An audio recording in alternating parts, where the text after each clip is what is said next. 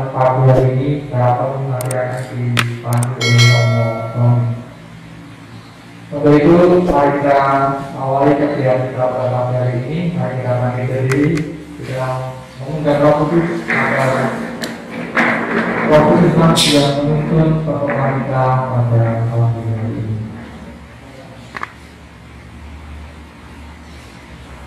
Dalam nama Bapa dan Putra dan Roh Kudus. Amin. Segala hormat, puji dan syukur senantiasa kami aturkan kehadirat Tuhan Allah Bapa yang Maha Baik atas kasih kami yang sangat melimpahkan kepada kami di pagi hari ini. Engkau telah mengundang dan mengumpulkan kami di tempat ini untuk mengisi kegiatan rapat koordinasi persiapan pembukaan tempat ibadah di masa new normal ini. Maka ya Tuhan, kami mohon bimbingan dan terang Roh Kudus-Mu agar kami mampukan untuk mengikuti kegiatan ini dari awal sampai akhir. Terutama kami mampu memahami materi yang akan disampaikan oleh Romo Paroki kami. Maka ya Tuhan, kami sangat berserah diri ke dalam kekuasaan-Mu, karena Engkau adalah Tuhan kami yang hidup dan berkuasa kini dan sepanjang segala masa. Satu Petrus dan Paulus berharapan kami dalam Bapa dan Putra dan Roh Kudus. Amin.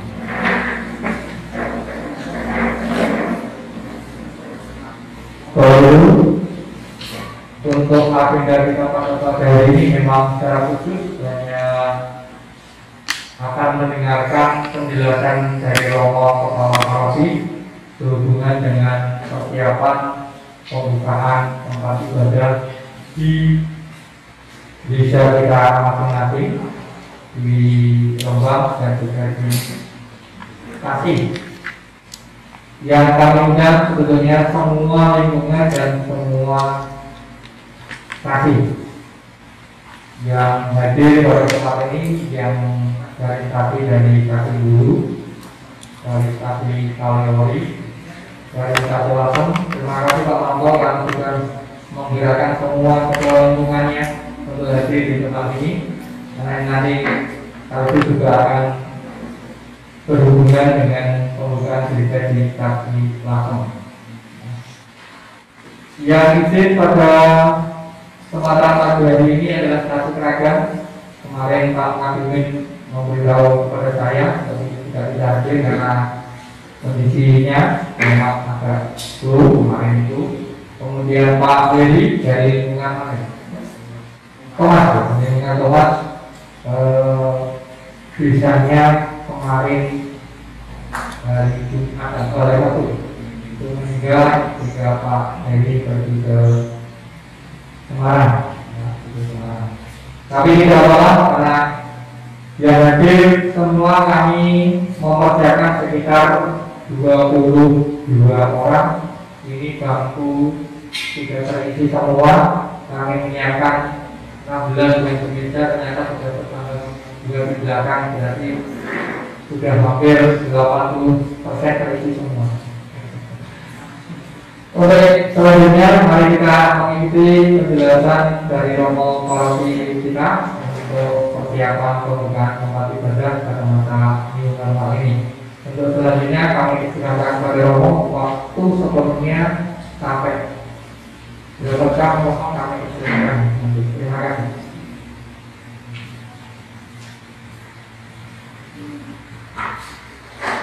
Bapak Ibu yang terkasih, selamat pagi dan selamat datang. Terima kasih kepada Pak Yati dan Pak yang telah memfasilitasi pertemuan. Jadi beliau kapan hari minggu yang lalu itu menemui saya menyampaikan rencana kegiatan, kemudian saya mengusulkan yang dikumpulkan ketua stasi dan ketua lingkungan. Mengapa? Karena ketua stasi dan ketua lingkungan itu menjadi ujung tombak. Anda sekalian menjadi corong penyambung dari apa yang menjadi kebijakan bersama di paroki ini. Sehingga Bapak Ibu sekalian sungguh diharapkan bukan hanya kehadiran, tetapi bagaimana nanti Bapak Ibu ketua stasi dan ketua lingkungan menyampaikan apa yang harus kita sampaikan berkaitan dengan tatanan baru ini kepada umatnya, sehingga umat menjadi lebih paham.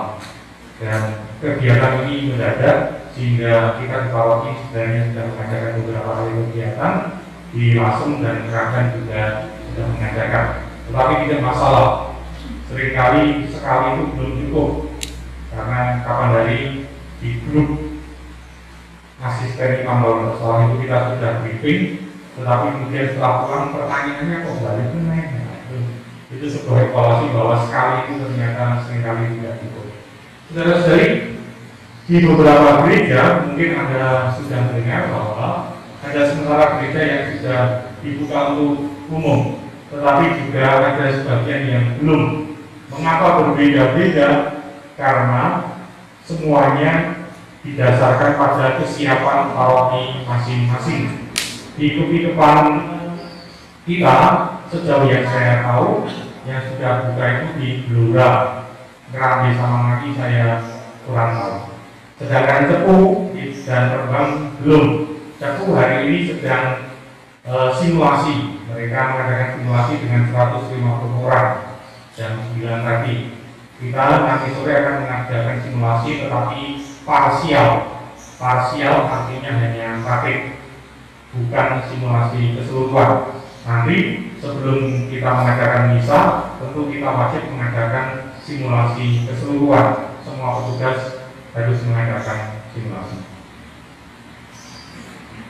Ada 3 hal yang menjadi dasar pembukaan gereja. Yang pertama surat edaran menteri itu, kemudian yang kedua surat Bapak Uskup pastoral, dan yang keempat ketentuan umum peribadatan yang bahannya sudah saya bagikan kepada Anda sekalian jauh-jauh hari.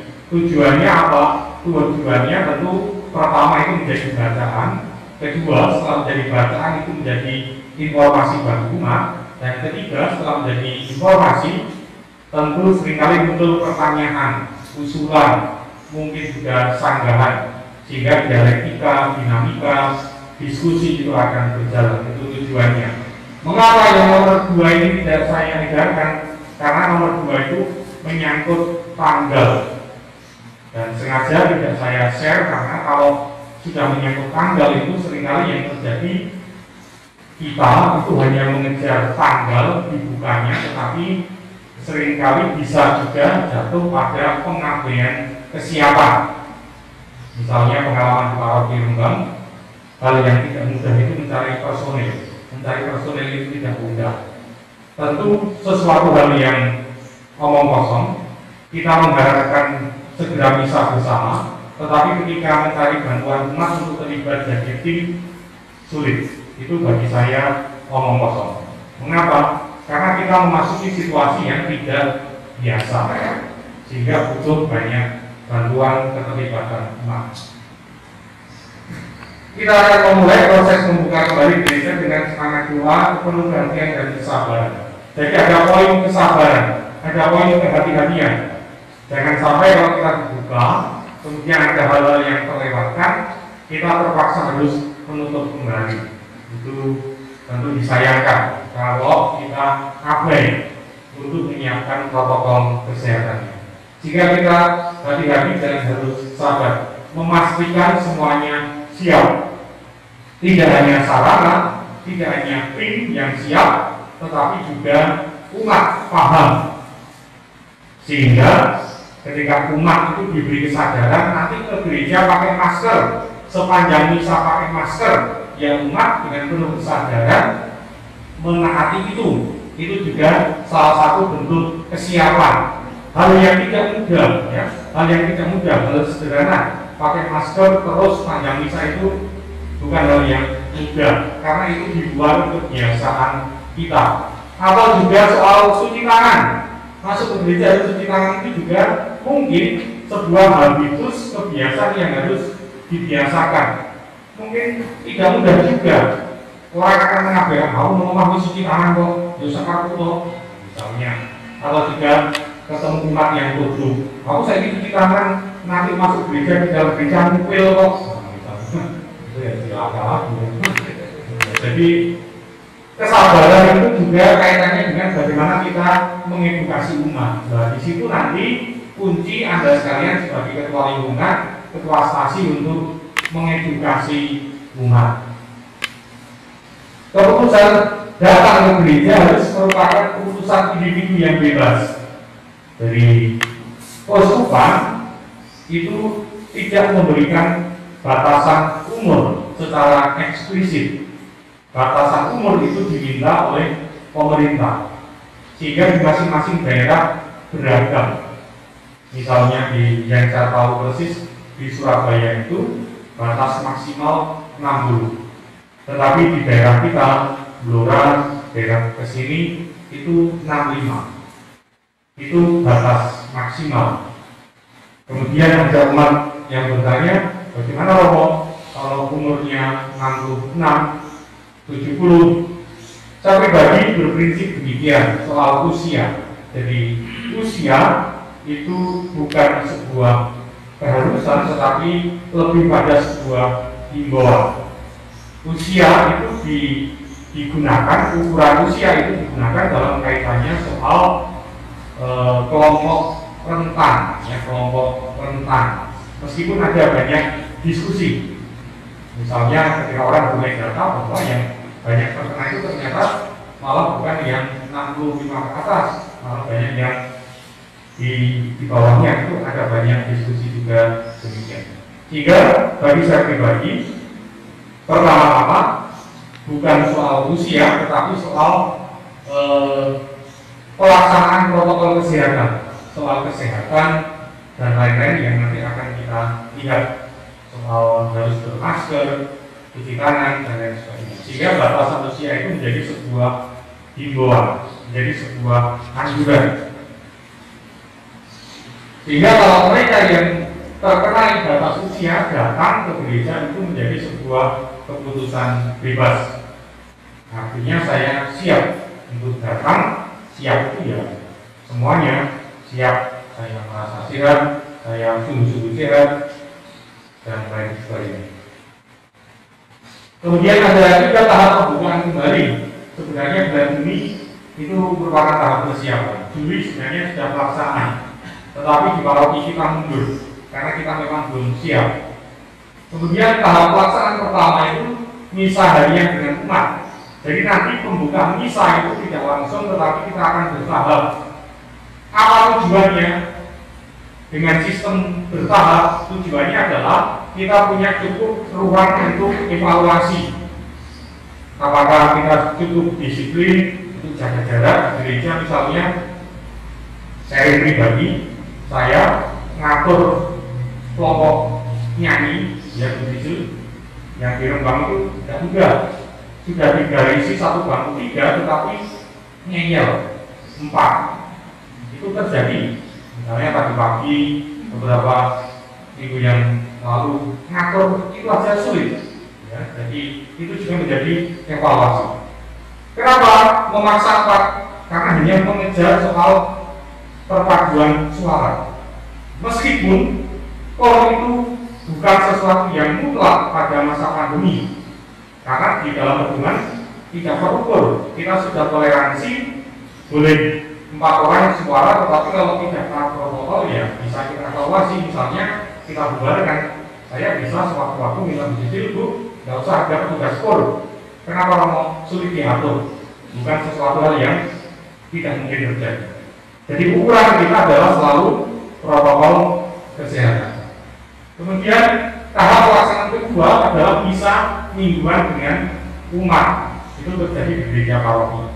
Sebenarnya pedoman ini itu dibuat untuk misa di gereja paroki, tidak dimaksudkan untuk di gereja-gereja stasi. Baru kemudian gereja stasi akan kita buka. Sejauh ini yang sudah menyiapkan adalah stasi Lasem dan juga stasi Kragan. Mengapa? Karena mereka secara personil mereka punya kemampuan, dan artinya hulu Kaliori tidak ya, tetapi secara personil mereka ya ada tenaganya. Kemudian yang kedua dari sisi sarpras mereka memungkinkan. Kalau di hulu karena kita tidak punya gedung gereja itu menjadi persoalan tersendiri, atau di Kaliori karena misalnya itu giliran dari rumah ke rumah, itu juga ada PR yang harus kita siapkan secara khusus. Tentu penanganannya berbeda dengan di gereja stasi atau gereja paroki. Atau sayang sekali ketua stasi Patar seharusnya datang, ya. Kecuali stasi Patar itu gerejanya istimewa karena umatnya lesehan, itu harus kita siapkan secara khusus pula. Umatnya lesehan, kemudian kultur hidup itu kan runtuh. Dalam beberapa sosialisasi saya melihat gejala demikian. Jadi yang terjadi karena ini sebuah habitus, kebiasaan baru yang terjadi adalah ketika kita di gereja kita sesuai protokol jaga jarak, tetapi sesudahnya runtuh karena kultur itu sulit ya, runtuh itu ya akhirnya protokol kesehatan social distancing itu menjadi formalitas ya toh. Kalau di dalam jaga jarak, habis itu runtuh di luar itu, nah itu juga menjadi sebuah tantangan ya. Kemudian ketentuan ini berlaku sampai dengan 31 Desember. Jadi ketentuan ini mengatur soal kegiatan misa di gereja. Kemarin dalam sosialisasi di Keragan ada umat yang bertanya, apakah lantas berarti bahwa ketika gereja dibuka kegiatan lingkungan dapat dilaksanakan? Kemudian saya jawab, kegiatan lingkungan untuk sementara waktu sampai Desember ditiadakan. Jadi yang baru diadakan hanya sebatas misa gereja. Jadi belum ada misa ujuk. Kalau saya mau 1000 hari minta misa di rumah itu belum ada. Yang ada baru sebatas misa di gereja. Mungkin umat akan bertanya, kenapa? Ya sekali lagi karena berkaitan dengan kepastian bahwa protokol kesehatan itu dijalankan. Kita bisa membayangkan seandainya misa keluarga itu kita buka, siapa yang dapat menjamin protokol kesehatan itu dijalankan? Soal kebersihan, soal jaga jarak, mungkinkah misa di rumah misalnya ruang tamunya aja sak panggung gini yang diundang satu lingkungan umatnya 30, nah itu akan tidak mudah. Sehingga sampai Desember ketentuan ini berlaku bahwa belum ada kegiatan-kegiatan umat lain. Lalu kita akan membuka kegiatan Eucharistik. Ketentuan umum yang pertama, kebaikan bersama adalah prioritas utama. Jadi yang harus selalu menjadi pertimbangan adalah kebaikan bersama. Kebaikanku, kebaikan orang-orang yang aku jumpai, orang-orang dalam satu ruangan gereja itu, kebaikan kita bersama. Dan selama ini live streaming tetap akan ada. Jadi Bapak Ibu umat yang tidak bisa hadir ke gereja tetap bisa mengikuti live streaming atau bisa di PKRI dan sebagainya. Keempat, komunikasi itu menjadi penting. Jadi saya pribadi sungguh berharap ketua stasi, ketua lingkungan menyampaikan apa yang seharusnya kita sampaikan ke umat. Itu kunci. Jangan sampai informasi itu hanya berhenti di grup WA. Jangan sampai informasi itu hanya berhenti di ruangan ini. Setelah pulang ketua lingkungan, ketua stasi selesai. Tidak, karena menjadi tugas kita bersama untuk menjelaskan ke umat hal-hal tatanan-tatanan baru ini. Kemudian kelima, yang paling penting adalah berpikir untuk jangka panjang. Ini kaitannya dengan kebaikan bersama itu. Dan keenam, kita akan mengajukan surat. Ya, jadi kalau di paroki nanti kita akan mengajukan surat ke gugus tugas tingkat kabupaten. Kalau gerejanya Bulu misalnya ya nanti di tingkat kecamatan karena ada gugus tugasnya ya. Kemudian di Kaliori tingkat kecamatan, Lasem tingkat kecamatan dan lain sebagainya. Kemudian apa yang jadi standar kesehatan kebersihan gereja? Gereja atau tempat ibadah. Kalau Anda tidak punya gedung gereja seperti dulu di Kaliori ya, apa yang jadi standar kebersihan rumah yang akan kita gunakan untuk misa?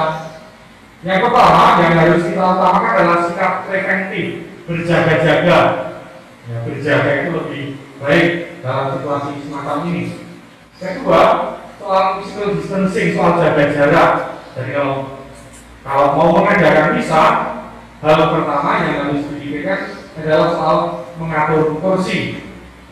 Jadi kalau nanti mengadakan misa di Hulu, biasanya pakai kursi siswa itu, ya nanti bagaimana itu diatur sehingga ada jarak. Atau di Kaliori rumahnya 7 di ruang tamu, bagaimana caranya agar ya tetap ada jaga jarak, karena 7 itu kan dari 3 kakak nih, 3 kakak, 4 sama kakak ya 4 kakak atau 3 kakak yang berbeda. Kemudian selama di dalam gereja itu wajib memakai masker. Jadi bukan masker dipakai dari rumah kemudian masuk gereja masker dilepas, tetapi sepanjang di gereja itu wajib pakai masker. Itu hal yang baru dan tidak mudah, karena seringkali saya mengalami ketika misa selama ini ya masuk gereja kemudian dilepas. Nanti itu menjadi tugas kalau di gereja ada pengumuman atau katib untuk membantu mengingatkan, ya, mengingatkan dengan persuasif tentu. Kemudian jadi ke gereja itu wajib mutlak, ya, pakai masker itu mutlak. Kalau soal usia saya pribadi masih memberikan ya kelonggaran, tetapi kalau masker ini adalah sesuatu yang mutlak. Kemudian mutlak tidak boleh masuk ke gereja mereka yang sakit flu, gejala pernapasan atau batuk. Dalam situasi seperti ini ya mohon di rumah dulu, ya, karena akan menjadi tidak elok, jadi sangat sensitif kita itu. Beberapa hari yang lalu misalnya yang itu tiba-tiba di belakang saya ada ulat, kemudian ujuk-ujuk kursinya itu masih banyak yang kosong. Tiba-tiba duduk pas persis di belakang, belum ada 5 menit sudah keringetan langsung. Kemudian pelan-pelan saya geser ke tengah, ini beliau anaknya nutupi, ya. Dia dengan anak kecil, kemudian saya geser lagi. Ya, soal rasa kita harus saling menjaga. Soal suhu tubuh itu juga mutlak. Jadi nanti perlu juga disampaikan ke umat, jangan tersinggung, jangan mutung, jangan marah ketika ternyata umat yang mau misa itu tidak lolos apa namanya di depan itu namanya apa ini? Screening, macam screening itu ya. Ya, jadi kalau tidak lolos, misalnya tidak pakai masker, kemudian ternyata di luar ya, atau suhunya, atau mungkin ada yang tahu bahwa dia itu habis kontak dengan orang yang positif atau bepergian dari suatu tempat yang ternyata merah, atau RT-nya itu masih, kalau kita kan istilah kita di lockdown RT-nya, ya nanti mohon maaf demi kebaikan bersama, tolong disampaikan kepada tempat lingkungan untuk legowo, ya, legowo untuk tidak masuk ke gereja, kembali ke rumah. Mengapa kok harus seketat itu ya? Demi kebaikan bersama. Itu yang selalu menjadi ukuran. Jadi, karena situasinya khusus, maka perlu sebuah sikap yang khusus pula. Kemudian harus ada tempat cuci tangan dan cairan disinfektan. Jadi di tempat ibadah atau gereja harus disediakan tempat cuci tangan yang mencukupi. Di Rembang itu masih 2 ya, berhasil masih kurang, ya, masih PR ya, kita 2 atau 3 perlu ditambah. Di Lasem itu mungkin juga perlu dipikirkan. Dulu di awal corona itu sudah ada keran, kemudian yang sekilas saya lihat itu belum semua cuci tangan. Kerannya kan 4 ya Pak, 4, kemudian tempatnya mutlak itu lebih-lebih yang mak-mak itu seringkali lunuh ya. Mungkin karena pas antri dan sehingga itu jumlah keran itu perlu dipikirkan. Jangan sampai satu gereja kemudian diisi keran minum itu diisi banyu, kemudian diisi sabun, sitok kayak di rumah makan itu akhirnya menjadi formalitas. Jadi Bapak Ibu sekalian, apa yang harus kita siapkan tempat cuci tangan, kemudian semprotan itu bukan formalitas, ya. Jangan kita jatuh pada soal formalitas. Kalau formalitas, saya nanti pokoknya ada barang ini beres. Tetapi kita saling menjaga satu dengan yang lain. Jadi mohon diperhitungkan juga soal jumlah. Kemudian disinfektan itu berkaitan dengan penyemprotan. Jadi standar kebersihannya adalah sebelum digunakan gereja itu harus disemprot untuk memastikan yang masuk itu mendapat tempat yang bersih, dan sesudah ibadat itu juga harus disemprot memastikan bahwa gereja itu sudah steril kembali. Nanti ketua lingkungan dengan Pak Yudi sesudah acara ini akan berbicara khusus soal ini. Kemudian tempat air suci masih tetap kosong. Air baptis atau air berkat harus selalu baru. Jadi kalau gereja-gereja yang ada di gerejanya, air sucinya tetap dikosongkan. Kemudian sirkulasi udara itu lancar, pintu dibuka, jendela silakan dibuka. Area dalam gereja dibersihkan dengan disinfektan, ini soal semprot tadi. Jadi yang disemprot bukan hanya bangku, tetapi juga pintu, handle pintu, kemudian tempat bacaan, dan lain sebagainya. Pakaian liturgi rutin dicuci. Jadi kalau misalnya di Rembang, misalnya 3 kali, ya kalau memang mau pakai alba ya harus punya 3 setel. Jangan nanti bisa pertama pakai itu, digantung, bisa kedua pakai itu sangat tidak dianjurkan, sangat tidak disarankan. Kalau stasi masuk atau stasi lain bisa pakai itu, kemudian setelah tidak bisa ya silakan langsung dicuci. Kalau biasanya dicuci itu sebulan sekali sampai jangkauan di sini ya banyak ya. Yang saya banyak stasi kita itu yang pakai liturginya itu dan gilani. Saya jadi romo itu isi karena sangat-sangat gilani. Kalau tidak punya rasa care ya, rasa care yang barang-barang. Romo katanya nggak boleh dicuci, boleh. Yang nggak boleh itu kalau dicampur jeruan dengan cuci masuk mesin cuci dicampur jeruan itu jangan. Silakan dicuci tersendiri. Kemudian ini soal pintu yang harus dilap dan lain sebagainya bisa dibaca. Soal buku yang harus dikosongkan, bangku harus kosong. Jadi tidak ada istilah pinjam-meminjam buku. Dan penggunaan gereja diminimalisir untuk liturgi dan kebersihan. Ini yang tidak mudah. Di Rembang gereja masih untuk latihan ini itu juga sebenarnya itu tingkat resikonya tinggi. Kemudian soal jarak sosial, ada jarak ketika di luar mau masuk itu juga jaga jarak, ketika keluar juga harus jaga jarak, dan kerumunan itu juga dihindarkan. Nah ini nanti berkaitan dengan misalnya kalau hari sisa ada subuh minggu, yaitu mohon dipertimbangkan kembali di stasi misalnya di Dulu, di Kaliori itu mohon dipertimbangkan karena ada tuntutan demikian. Kami para pokok juga tidak masalah, tidak ada subuh minggu, terima manfaat. sudah memberi banyak dalam kolektor di prestasi ini. Kemudian petugas paket memastikan jarak sosial yang cukup. Jadi di gereja Rembang nanti akan ada petugas statik, satu shift itu sekitar berapa?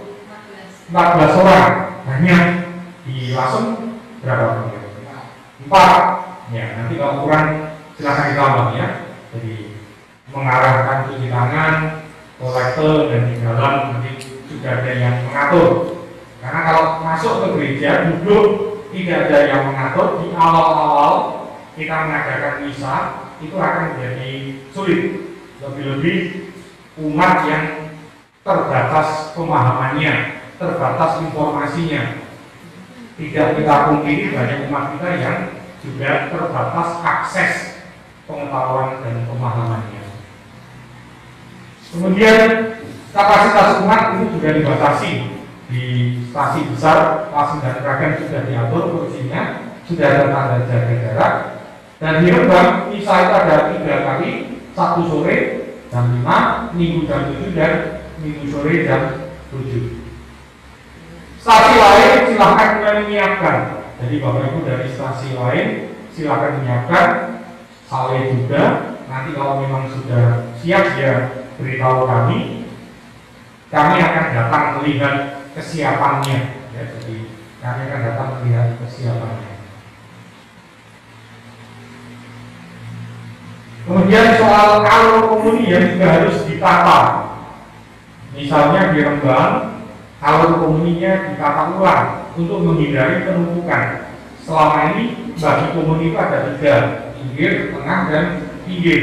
Tetapi ketika pola itu diterapkan di Rembang misalnya akan terjadi penumpukan di pinggir, kedua pinggir itu, sehingga alurnya kemudian dirubah. Baginya ada 2 tempat di samping mana? Barat, timur, dan di samping barat depan, barat tengah, dan timur tengah. Dan petugas parkir sudah kita siapkan untuk alurnya. Sebelah barat itu bangku panjang atau pendek dulu, sebelah timur itu bangku panjang atau pendek dulu sudah kita skenario. Intinya apa Bapak Ibu? Bagi Anda yang di stasi, peristiwa pembagian komuni itu juga harus dibuat skenario-nya sehingga umat tidak runtuh, ya, tidak tempuhan. Bagaimana teknisnya? Anda yang di stasi lebih tahu. Kemudian komutator kalau ada itu beli, kemarin kita beli, atau ada juga yang ngakali masker itu dibuat untuk bungkus made, itu ada juga. Ya silahkan ya. Jadi itu untuk mengantisipasi. Kalau dulu nggak ada made ya enak ya. Enak irit, tapi rokoknya yang dulu ya maskeran itu ngomong terus, belum terus ya. Kemudian tempat parkir mohon juga menjadi perhatian. Di Rembang nanti juga salah satu Pak Yuli dengan ketua lingkungan akan menata ini, menyiapkan ini. Kemudian posko sosialisasi penting, seperti yang di Paroki, di stasi juga baik. Ngopi benar-benar tidak minta kalori, nggak usah ada apa yang mau ada gedung. Kalau di dulu baik juga mungkin pasang karena kan tempatnya tetap di Lasem belum ya dikerahkan juga karena mungkin lihat statusnya, kemudian Romo, kemudian mungkin Romo pasti tak yo. Kemudian yang lupa Mas Heri, sebenarnya banner untuk barcode persembahan. Jadi persembahan bisa tunai, tetapi bisa juga pakai barcode QRIS ya Mas saya. Ya, kayak gitu lah. Pak Priyo itu yang biasanya pakai itu. Sekarang saya ya, yang bulan. Ya, jadi itu nanti kita nyetak ya Mas Heri, kemudian ditaruh 2 misalnya di depan gereja, saya lupa apa, sehingga nanti persembahan itu juga bisa pakai aplikasi itu. Di beberapa gereja, barcode-nya itu ditempel di lampu, sehingga orang bisa kolektor dengan langsung. Yang tahu, yang tidak tahu ya silahkan pakai tunai. Kemudian petugas harus latihan, termasuk kalau ada asisten imam. Ini sewu, asisten imam memang sudah senior, tetapi ini tatanan baru, jadi harus dengan rendah hati mau belajar. Kalau nggak mau belajar, latihan ya teman-teman akan sia-sia ya. Kemudian di awal misa perlu diumumkan hal-hal teknis soal masker, soal jaga jarak, nanti komuninya bagaimana dan lain sebagainya. Kemudian untuk liturgi, pelayanan musik liturgi seperti biasa, hanya yang perlu diingat untuk sementara tidak ada kur. Kemudian lagu itu cukup 1 ayat. Maksudnya apa? Biar tidak berkepanjangan. Berkepanjangan terjadi ketika apa? Terjadi ketika romonya sudah selesai, misalnya persembahan harus menunggu kol. Itu namanya berkepanjangan. Atau romonya sudah sampai di panik imam, pelarakan, masuk ke gereja, kornya masih nyanyi terus, itu namanya berkepanjangan. Jadi silakan ya bagian ini lagu untuk memperhatikan ini. Lagu pembukaan penutup persembahan itu jangan berkepanjangan. Paling mudah ya 1 ayat saja. Kemudian masuk tanggapan hanya 2. Jadi masuk tanggapannya ada 5. Ya cukup dibacakan atau dinyanyikan 2. Lagu ordinarium dibacakan. Tuhan kasihanilah kami, kemuliaan anak gembala dibacakan, yang dinyanyikan hanya kudus. Ya, jadi di tempat di paroki kita yang dinyanyikan hanya kudus, selebihnya dibacakan. Jadi setiap orang menyanyi melalui masker, kemudian membersihkan keyboard dan lain sebagainya, itu juga perlu. Sebelum misa, ini yang penting adalah kebersihan diri poster atau petugas yang menyiapkan. Ya, Bapak Ibu ketua stasi atau siapapun asisten imam atau bahkan poster, mohon memperhatikan soal kebersihan diri. Kalau mau menyiapkan hosting dan anduk ya silakan cuci tangan pakai sabun dengan benar. Jangan dari rumah mepet-mepet sampai di gereja stasi atau di rumah ibadah kesusu-susu ceremung-ceremung menyiapkan, itu ya sangat riskan. Jadi kebersihan diri petugas itu penting.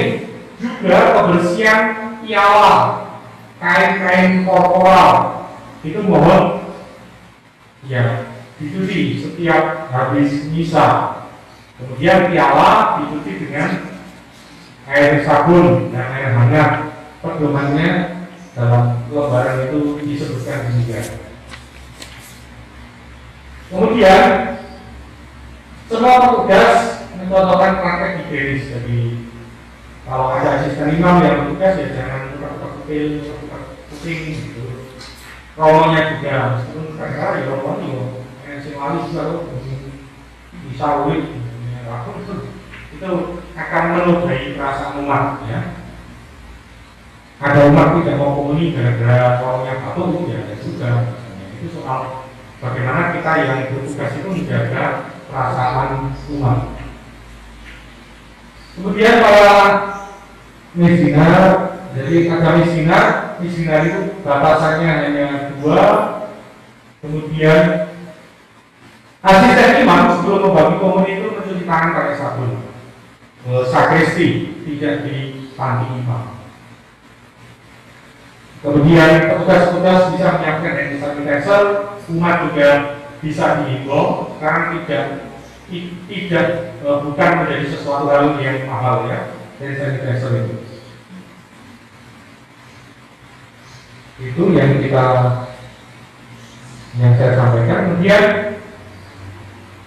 dalam itu bisa ya, hanya menggunakan 1 lektor dan untuk bacaan pertama dan kedua. Jadi lektornya satunya untuk Mazmur. Kemudian ini mempersingkat homili. Kemudian tidak ada pelarangan persembahan. Jadi kalau ada persembahan langsung ditaruh di depan altar atau stasi, biasanya di depan altar. Kalau di rumah ya di depan patung Maria dan mejanya itu. Kemudian stasi atau tempat ibadah menyiapkan ini semacam pala atau mika untuk digunakan imam menutup. Jadi kalau konsekrir itu ini romonya harus belajar. Belum semua romo itu juga mau. Ketika konsekrasi ditutup, seringkali masih dengan cara yang lama ya. Umatnya sudah lebih tahu, lebih paham, romonya nggak paham itu ya celaka. Karena umatnya pasti akan minggu-minggu. Romo itu bunyi ditutupi, malah si bon ini tidak ditutupi, itu kan umat yang tahu akan minggu-minggu. Tapi kalau umat yang nggak tahu ya akan mana-mana saja. Tapi kita yang tahu itu akan minggu-minggu. Kolektor, jadi kolektornya disiapkan di rumah tata caranya, salah satu cara itu dengan membungkus dengan kertas atau membungkus dengan plastik, dan kolektor dikumpulkan sebelum misa di depan pintu. Jadi kolektor tidak dimasukkan ketika persembahan, tetapi dimasukkan di awal misa. Sehingga umat perlu diingatkan untuk menyiapkan. Ini penting bagi ketua stasi, ketua lingkungan untuk menyampaikan ke umat, soal kolektor. Ini penting. Kemudian ketika komuni dengan tidak dilarang. Di paroki Rembang yang dengan tidak itu hanya 1 atau 2 orang. Kemudian ketika membagi komuni itu harus pakai masker. Dan umat ketika menerima komuni tidak perlu menjawab amin. Jadi bisa amin begini atau bahkan tidak sama sekali. Tidak ada berkah di dahi, yang ada kalau imam hanya mengulurkan tangan, kapasitas imam ya membungkuk. Jadi tidak ada berkah tanah.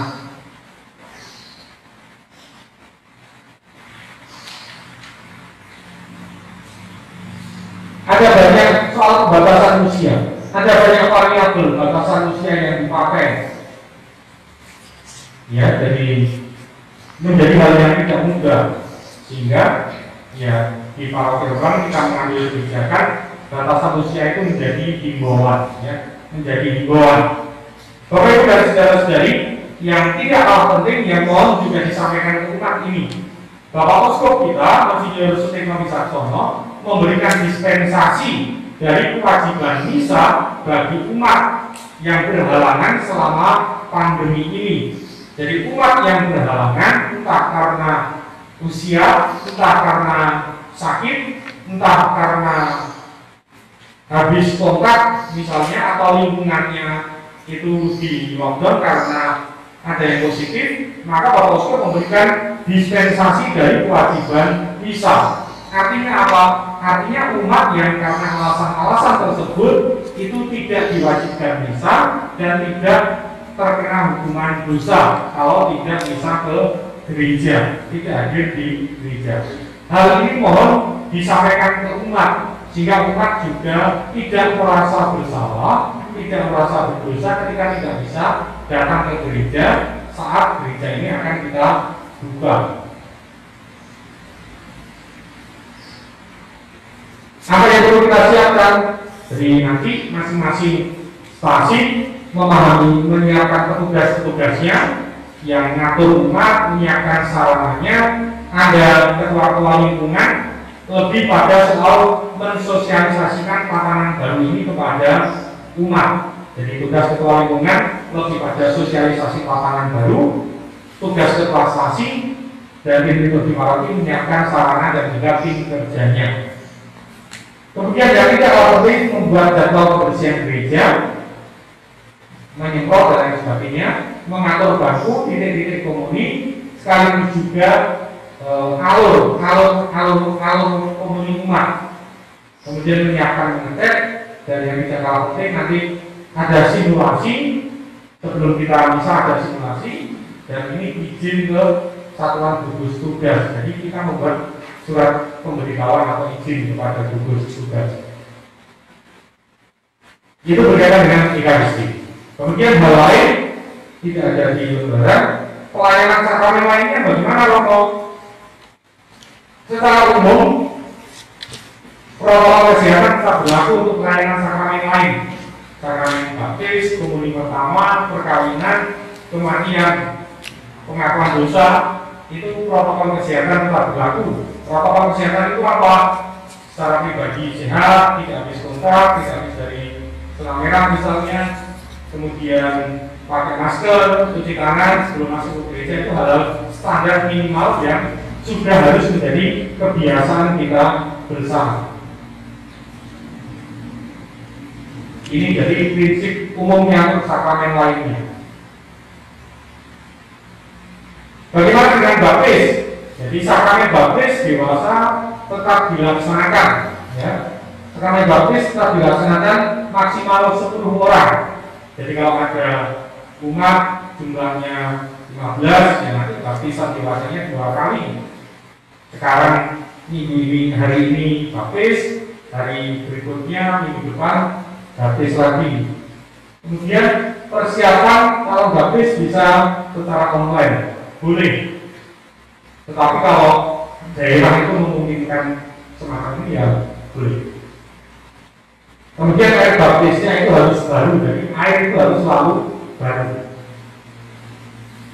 Kemudian selebihnya ini berkaitan dengan imamnya.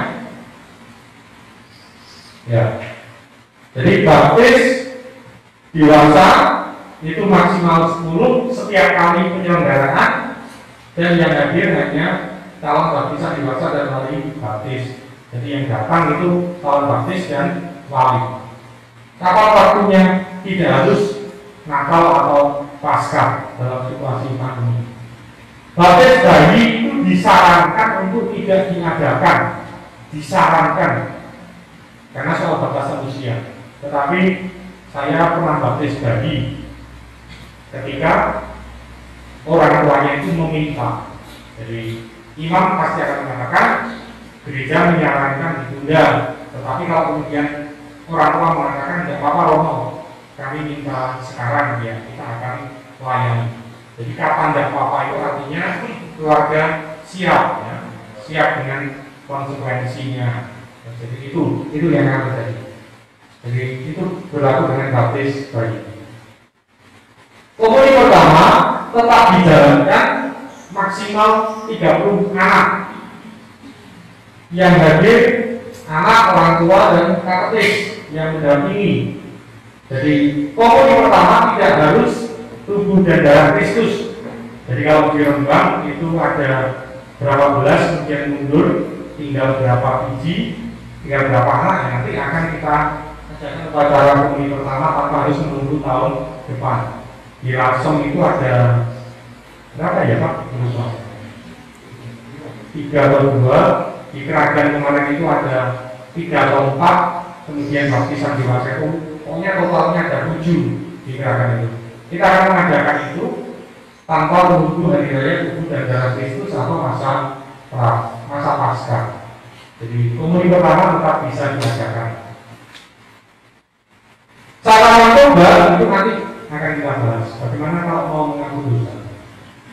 Cara perkawinan selama pandemi diperkenankan, batas maksimal itu 30 orang. Jadi dihindarkan korum, karena ini akan memperlama. Kalau boleh nggak nyanyi 4 orang? Ya, prinsipnya ya seperti ini sama sih. Jangan memperlambat, jangan memperlama. Jadi 30 ini sudah termasuk mempelai, pastor, pelayan di wilayah, misalnya ada miskinnya dan petugas lain. Bukan foto, ya, streaming. Jadi paroki membuka jasa streaming. Kalau ada umat yang menikah, ya, besok Sabtu itu akan di streaming. Ada umat yang menikah karena kuota keluarga atau keluarganya di luar pulau nggak bisa datang, maka akan di streaming. Itu termasuk salah satu pelayanan komsos. Jadi Bapak Ibu kalau ingin menikahkan putranya dan itu terekam seumur hidup, ya nikahkan sekarang. Akan ada servis streaming. Jadi itu berkaitan dengan perkawinan. Jadi ada sakramen perkawinan.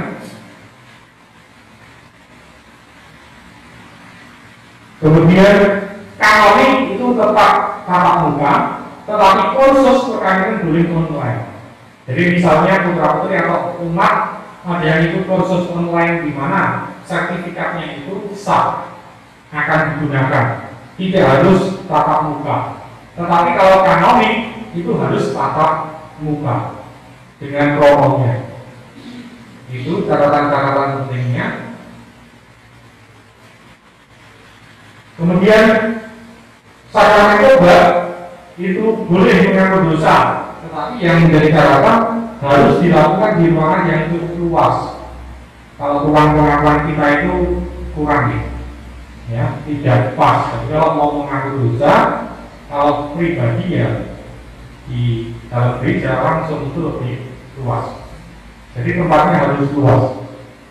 Dan ini harus membuat janji. Jika kalau misalnya ujuk-ujuk yang ngaku dosa itu sakit, di rapid reaktif, di swab positif, itu sering lacak gampang. Ngomongnya ke kantong. Ya, kita berharap tidak demikian. Tetapi membuat janjian itu penting. Itu sebenarnya juga menjadi catatan dari gugus tugas. Mereka sebenarnya minta daftar umat yang misa, hingga di beberapa kalau itu kemudian kalau umat mau misa itu ada banyak cara. Ada yang mulai mendaftar di lingkungan, ada yang pakai barcode, tetapi kita belum sampai ke situ. Itu untuk apa? Untuk pelacakan tadi. Apa saya? Bentar. Baik.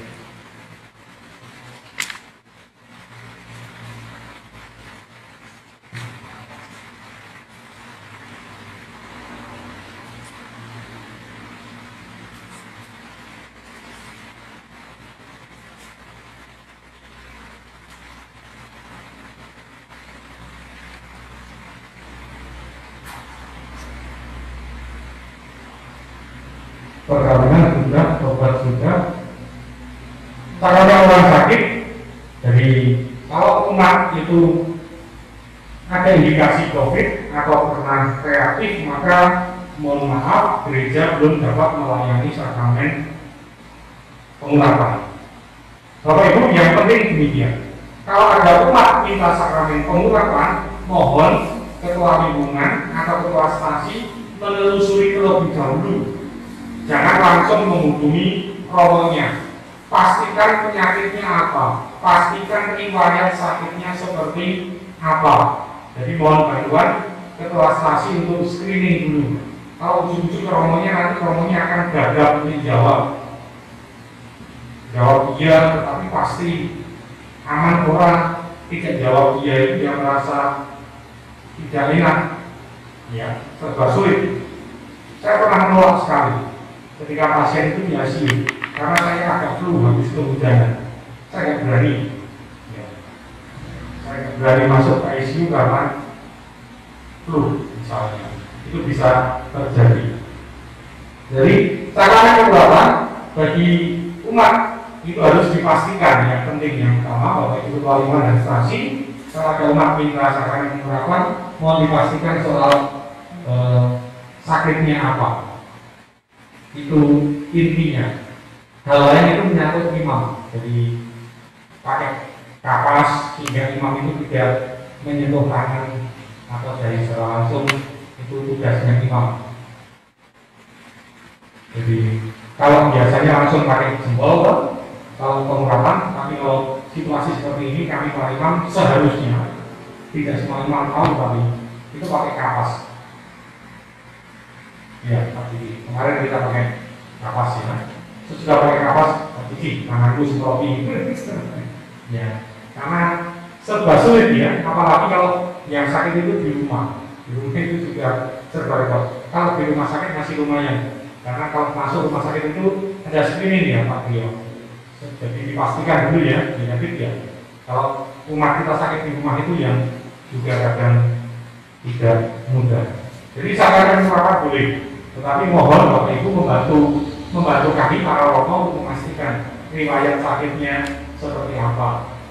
Dan seandainya tidak memungkinkan untuk peminyakan ya Bapak Ibu mohon bantuan juga untuk ya ibaratnya apa ya, menyampaikan itu dengan luas ke umatnya. Kemudian pelepasan jenazah itu dilakukan demikian. Kalau di rumah duka itu ini yang tidak mudah ya. Jadi keuskupan itu memberikan protokol kesehatan. Kalau imam mau memberkati jenazah, seperti itu harus ditutup. Tetapi itu tidak mudah, karena seringkali ketika dialami di Rembang, imam itu diminta untuk memberkati jenazah yang masih dibuka. Ya, tidak apa-apa. Positif tinggi saja.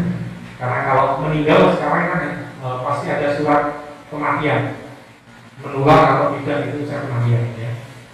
Jadi batasan jumlah, jaga jarak tetap biasa ya. Jadi melepas jenazah tetap boleh dilaksanakan. Kalau ada yang positif, misalnya kita berharap tidak kayak kasus di Bojonegoro, ada umat Katolik positif, Romo diminta, Romo juga boleh, tetapi harus seizin gugus. Jadi soal APD-nya Romo itu juga harus siap, APD yang lengkap. Ibadah pemakaman itu juga boleh, jadi kelengkapannya adalah seperti itu. Baik, Bapak Ibu saudara-saudari, masih 10 menit dari 1 jam. Mungkin ada pertanyaan, silakan.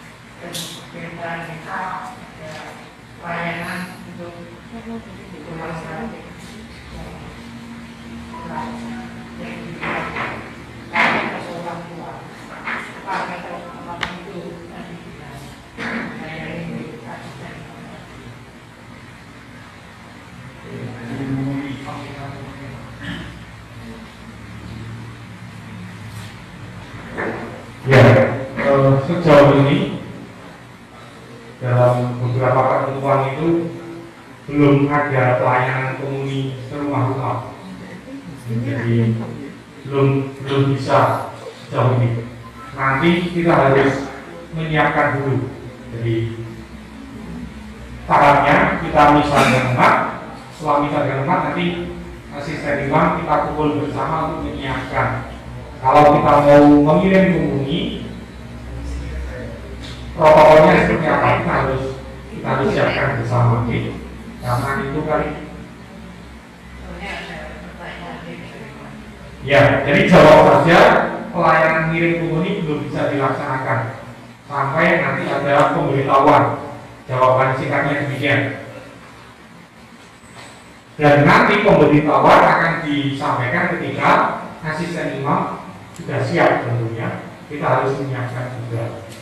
Karena kita datang rumah-rumah, jangan sampai kita yang datang itu sehat, ternyata OTG malah menularkan yang tidak seharusnya kepada yang sakit. Jadi ada banyak pertimbangan, ya, ada banyak pertimbangan yang harus kita pikirkan. Jadi sementara jawabannya belum ada komuni ke rumah-rumah, ya. Terima kasih.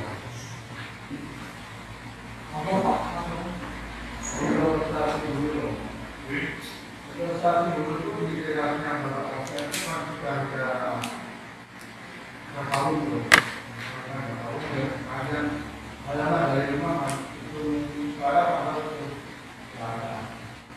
Itu seandainya tidak ada yang bisa, kalau jalannya di luar, jadi nanti untuk umat sudah bisa di luar, yang di dalam itu sudah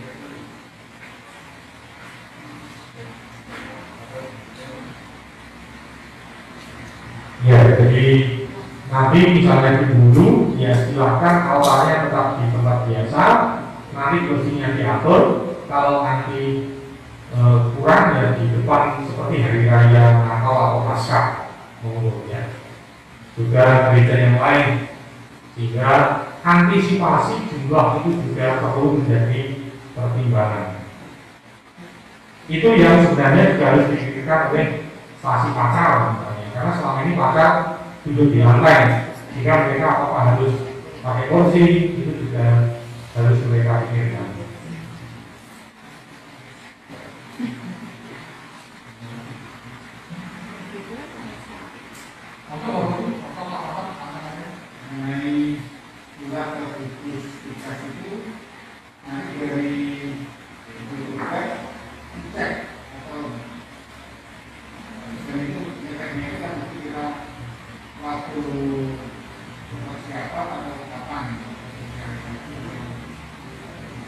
Ya, jadi belajar dari paroki lain,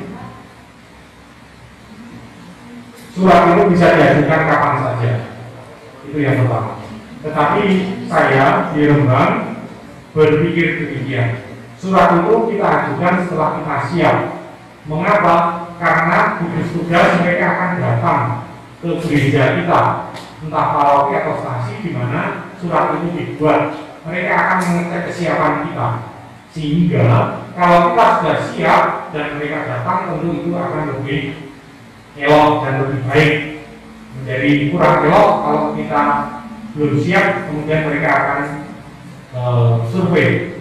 Seperti yang terjadi di gereja-gereja lain, mereka akan datang dan survei. Misalnya di Cepu hari ini, gugus tugas dari kecamatan mereka datang ketika paroki itu mengadakan simulasi. Kalau di Blora mereka datang hari tertentu, jadi terserah gugus tugas, tetapi intinya mereka akan mengecek kesiapan kita. Sehingga Bapak Ibu dan saudara-saudari, yang terpenting adalah mari kita siapkan.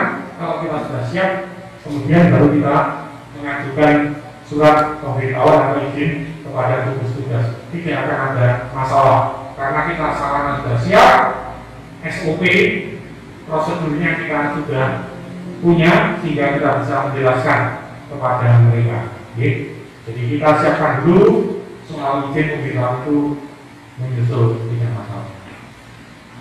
Di apa ketika mereka datang itu tidak harus, karena mereka ketika mereka datang ngecek, kita menjelaskan itu ya sudah cukup. Ya, karena sosialisasi itu untuk kita, bukan untuk mereka. masih ada lagi?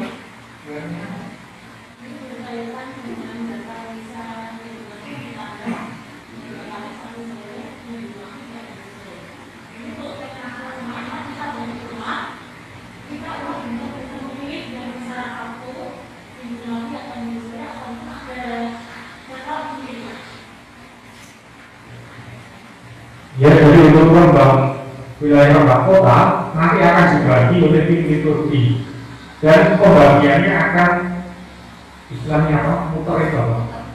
Ya, muter ya. Gantian. Jadi misalkan Sabtu lingkungan ABC, Minggu DIF, Minggu sore dan selanjutnya, maka nanti akan muter. Sehingga satu lingkungan itu tidak akan Sabtu terus atau Minggu terus. Ya, itu. Kemudian yang kedua, bagaimana kalau yang bukan lingkungannya datang, nah itu memang menjadi kesulitan ya. Sehingga yang utama kuncinya Bapak Ibu Ketua Lingkungan mohon sosialisasinya, sehingga umat itu mengerti. Ketika mengerti pentingnya, maka mereka akan paham. Sekali lagi saya matur kepada kita semua, jangan sampai pembukaan itu lantas nanti malah menjadi pemicu gesekan dengan umat. Kalau sampai yang terjadi itu, maka kita masih lemah dalam sosialisasi. Kita belum cukup memberi pemahaman kepada umat. Jika tugas kita bersama, bukan hanya Romo, bukan hanya tim kerja liturgi, tapi juga ketua lingkungan, ketua stasi, untuk sosialisasi ke umat. Mulai kapan Romo? Mulai sekarang kita sosialisasi ke umat. Medianya lewat apa Romo? Bisa lewat grup-grup lingkungan, bisa ketika kita berjumpa, kita beri penjelasan kepada mereka. Sehingga kalau sosialisasi kita berhasil, nanti gampang kok. Umat akan sadar, paham, dan akan menjalankan sesuai protokol kesehatan. Demikian, jika itu menjadi kunci. Jangan sampai kalau gereja dibuka nanti isinya malah gotong-gotongan. Aku pengen bisa kok bukan, pengen seru, dia besok aku tak masker kok. Kita masih lemah dalam sosialisasi.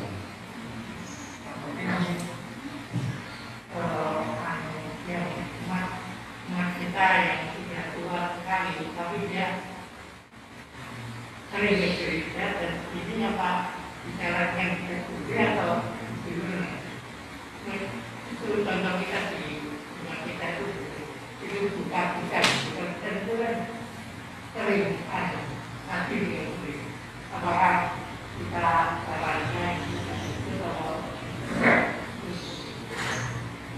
Jadi saya ulangi ya, di awal tadi sebenarnya sudah saya sampaikan ya. Jadi sosialisasi itu kan tidak cukup sekali, ya toh?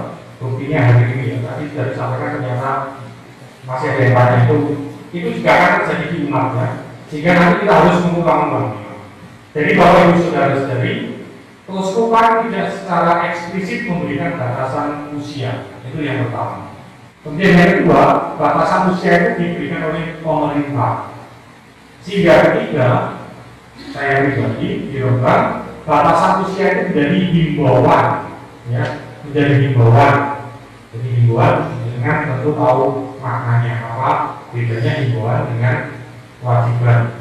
Jika ya dihimbau saja, yang usianya demikian, kalau mereka datang ya, yang penting mereka sehat, tahu resikonya karena usianya, kemudian taat protokol kesehatan ya kita tidak akan menolak. Saya pesan kepada Pak Muhammad yang tegas harus ditolak ya, yang tidak memenuhi standar protokol kesehatan yang sudah kita sebut di awal itu memang mutlak harus kita tolak. Jadi sepuh itu rekod ya. Rekodnya itu karena yang sepuh itu yang sangat rindu mereka punya cukup kerinduan. Sejauh mereka sehat, merasa diri sehat ya tidak mau.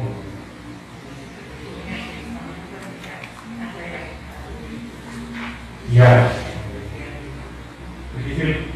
Ya, usulan saya dan sekolah itu memang lebih banyak yang merasa rindu sama yang siap dari mereka tahu sama dia. Karena hanya usul kalau misalnya mereka diberi kesempatan kita bersama dulu dan bersama dia. Karena kalau bersama itu mungkin terlalu banyak, kalau bersama dia mungkin kan tidak banyak yang ingin tetap bisa. Mungkin seperti itu. Itu usulan saja. Ya, itu bisa menjadi alternatif di Rembang Kota. Jadi misalkan minggu itu butuh yang usia itu, kemudian yang lansia itu Senin pagi misalnya. Senin pagi itu bisa orang tua bisa juga. Nanti silakan aja, ya Bu. Jadi prinsipnya kami manut dengan swing liturgi bagaimana. Bapak Ibu nanti akan ada sosialisasi lanjutan yang lebih rinci ya dari Bu Siti dan kawan-kawan soal ini dan hal-hal lain.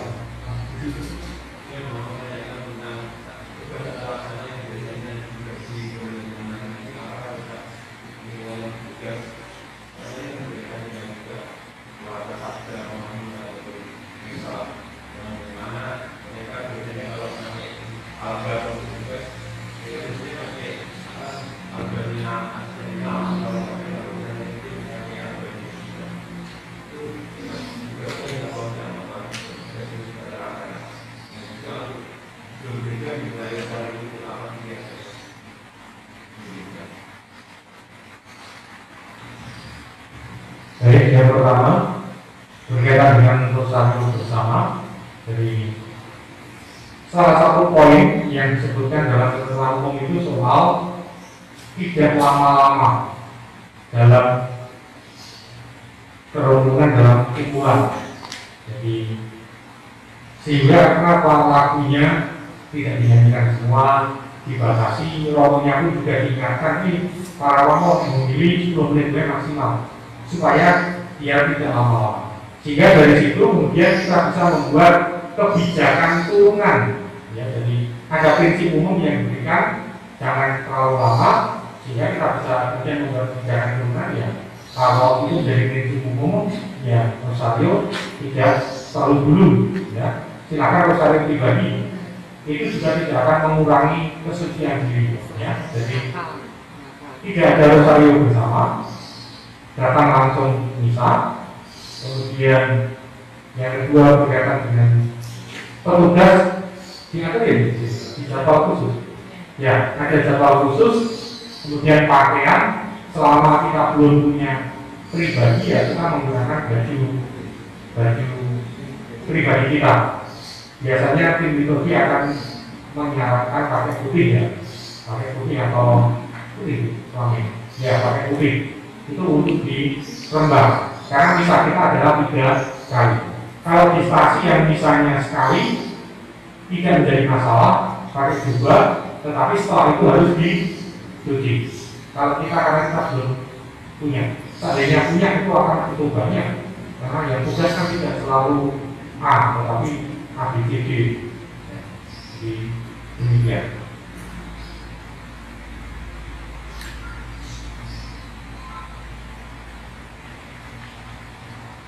Sudah 1 jam dari saya. Masih ada pertanyaan? Monggo Pak Rian. Dalam hukum ini itu apa dulu ngomong? Karena masih ada. Hukum ini itu gimana orang mau bisa bahwa saya mau dipakai. Ya. Jadi Bapak Ibu sudah ya pakai itu ya. Ya. Jadi Bapak Ibu, kami melakukan beberapa kali simulasi. Jelas nanti dalam sosialisasi ke umat kita menyiapkan videonya nanti. Jadi umat tetap pakai masker, maju pungli juga pakai masker. Kemudian setelah menerima itu masker COVID diambil, kemudian masker bawah dibuka untuk menyambut. Akhirnya sini aja pura-pura menerima, jadi maju ke sana. Nah, ya. Pura-pura menerima, kemudian diambil, kemudian ke samping dibuka, dicalekin, ya. Dalam misa harian selama ini kita sudah melakukan itu dan bisa, ya, bisa. Sejauh ini belum ada hambatan. Tetapi nanti yang perlu kita sampaikan bahwa sepanjang misa bahkan ketika maju pun masker tetap digunakan, ya, demikian. Saya juga minta kepada kaum umat di Rembang untuk bukan bermaksud menjadi polisi India, tetapi juga melihat umat. Makanya kalau memang umat itu melepas ya diminta untuk mengenakan. Kalau dia keberatan ya mungkin butuh keluar dulu cari udara ya silakan keluar dulu. Tetapi selama di dalam ya tetap harus pakai masker. Demikian. Nanti akan kita siapkan videonya. Kita memang belum sampai ke situ. Dengan ini. Facialnya. Oh, masker yang keras. Tidak bisa ditarik ya. Jika yang penting dibuka atau bagaimana setelah itu dikenakan lagi. Pas mau makan itu dibuka.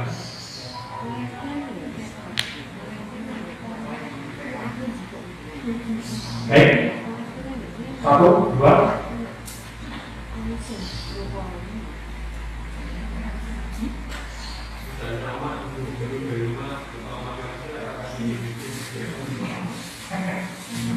Ya, kalau hal ini saya sampaikan nanti umatnya terburu-buru semua. Ya, jadi saya tidak akan menyampaikan, tetapi mohon umat mengenakan. Dan saya akan menyampaikan itu ke tim kerjanya. Jadi di stasi sudah saya pesan ya kemarin, tetapi jangan itu disampaikan ke umat. Kalau nanti disampaikan ke umat akan mengabaikan itu yang kita hindari ya. Kalau soal masker kita antisipasi, tetapi soal gejala sakit, suhu badan itu mutlak. Demikian ya, jadi jangan di-share ke umat, itu nanti umatnya jaga ke itu kilo. Baik. Satu lagi mungkin selebihnya bisa lewat ya. Satu dulu. Ini kami mohon saran bila mana ada umat yang umurnya di atas 65 tahun pengen ikut misa dan mengatakan Pak saya sehat, apakah saya boleh apa jawabannya?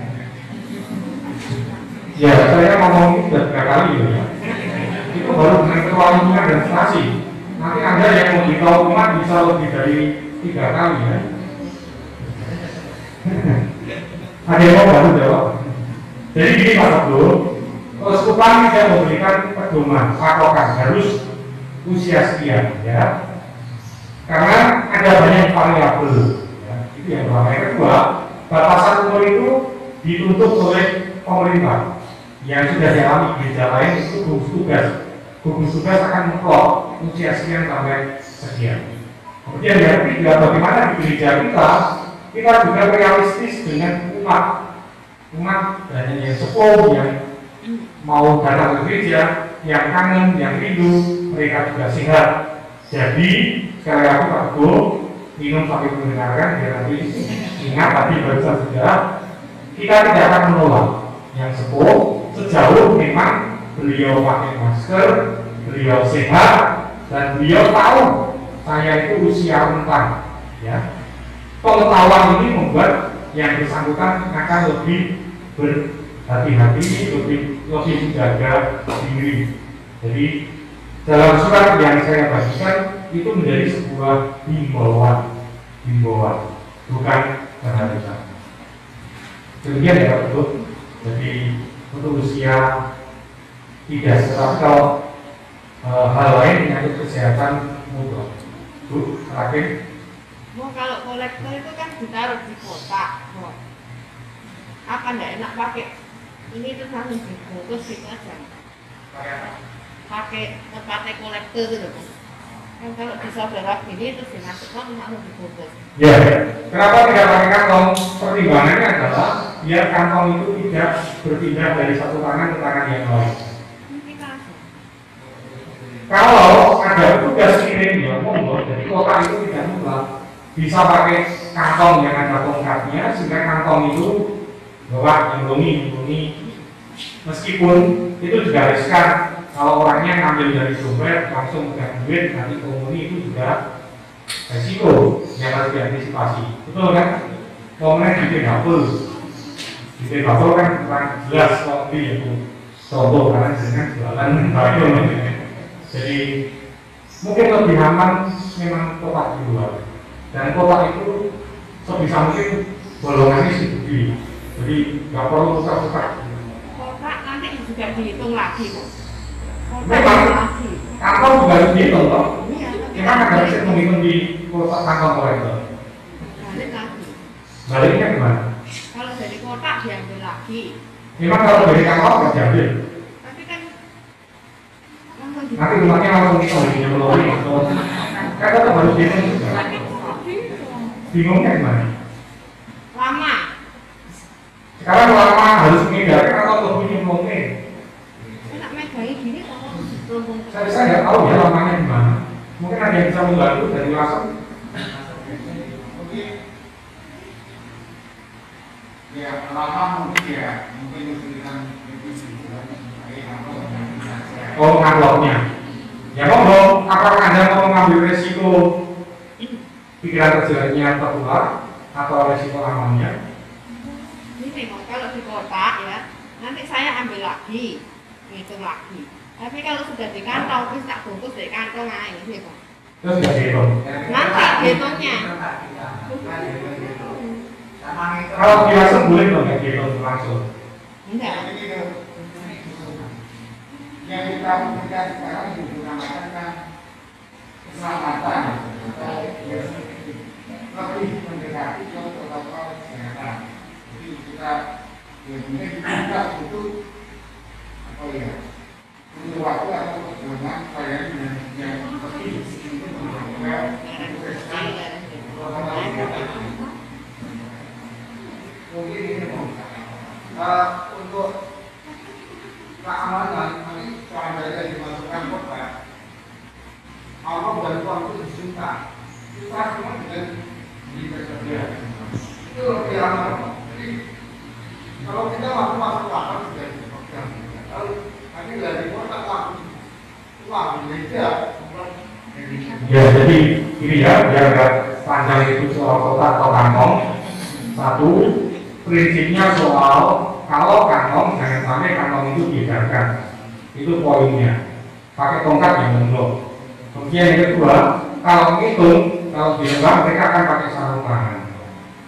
Jadi itu aman. Ketiga, saya tidak paham kesulitan kita soal hitung sungai urangi tadi ya.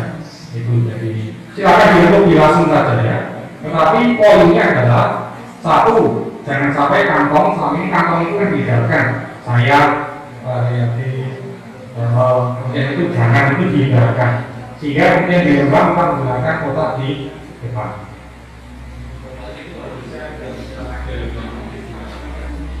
Dan lalu kotaknya juga disilipin bolong kalau kita itu silipnya dibuka langsung. Jadi kita nggak perlu jatuh pada teknis ya. Teknis nanti ada tim yang menyiapkan. Yang penting nanti Bapak Ibu sosialisasi ke umatnya. Jadi misalkan dimasuk nanti usulnya dulu kita sampaikan ke koordinatornya. Nanti mereka akan mengatur. Prinsipnya itu. Jadi poinnya adalah jangan sampai kotak ini dipilihkan. Ya. Kalau mau itu ya kita tahu harus pakai salurannya. Demikian ya, Bapak Ibu beberapa hal sudah cukup padat 1 jam 4. Saya kalau ada hal yang tidak jelas bisa ditanyakan lewat grup. Ya apa lingkungan itu? Kalau bertanya di grup itu untungnya apa? Yang lingkungan lain atau spasi itu bisa baca dan bisa menjadi tahu. Begitu ya. Jadi terima kasih banyak untuk waktu dan minatnya. Sekali lagi Bapak Ibu ketua lingkungan lebih mohon bantuannya untuk sosialisasi ke umat. Sehingga kalau umat paham, mengerti akan lebih mudah. Nanti gereja dibuka, jangan sampai yang terjadi malah sebaliknya. Bukan sebuah rahmat, tetapi ya bisa saling bentuk-bentukan, menyewa karena kekurangan kita untuk sosialisasi. Sekian, terima kasih.